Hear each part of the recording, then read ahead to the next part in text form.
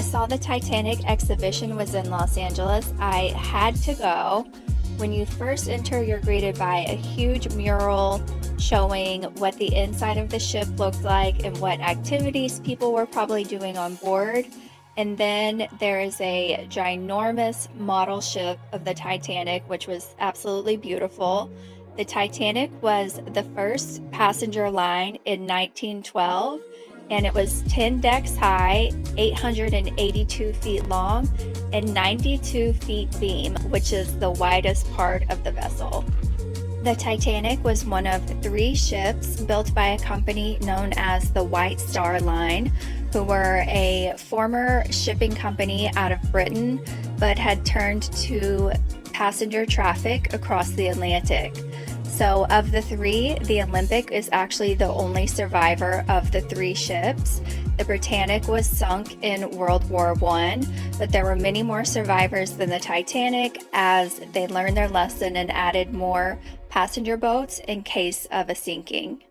So these are some of the postcards and books around the 1900s that showed ads for the Titanic, how much it would cost to be aboard the ship, and what it would be like on board.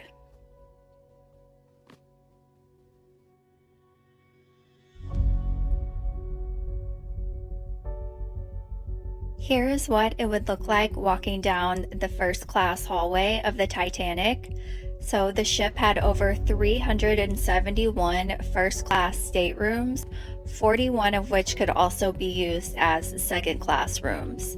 The cost of a first class suite in 1912 would be about $4,400, but with inflation in today's price would be the equivalent of $134,000, with third class tickets going for $35 back in 1912, and today's value would be over $1,000.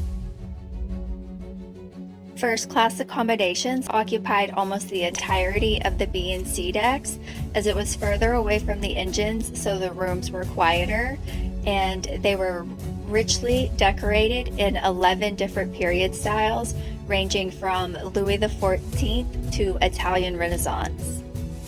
Thanks for exploring the Titanic with me. I hope you learned something today. And if you want to learn a little more about me, head to onlyfans.com/veryhotvocab.